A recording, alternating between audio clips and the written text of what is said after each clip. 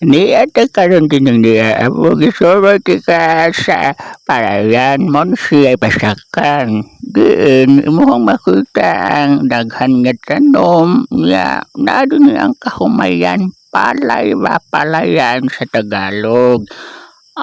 Mao ni siya kahumayan kanang palayan ni siya lolo sa Tagalog. Mao ni siya katong nakisgot si teacher nga mao ni siya palayan nga naghan kuno kaayo ang atong makuha nga bugas. Bigas man ni siya sa Tagalog lolo.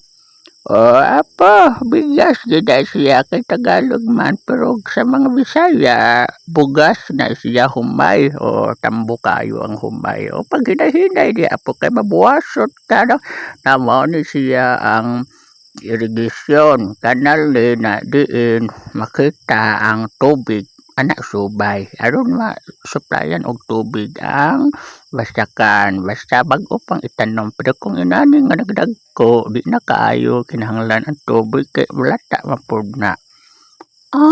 Mao na siya lolo kung dagko na. Dili na kinahanglan og tubig. Kanang gamay na lang. Sa to pa di ay kanang gagmay pa sila daghan jud og tubig kaning aning kanal na dinhi tubig sa gagmay pa ning mga humay aning basak.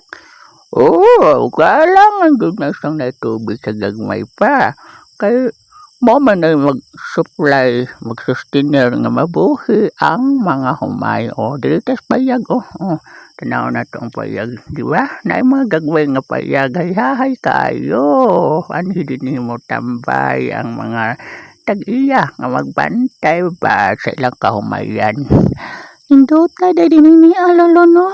Mayog kaning kay imong akong gisuroy. Dinhi sa inyong lugar lolo. Sa sunod ha atong dalhon si Kuya Istong. Sige.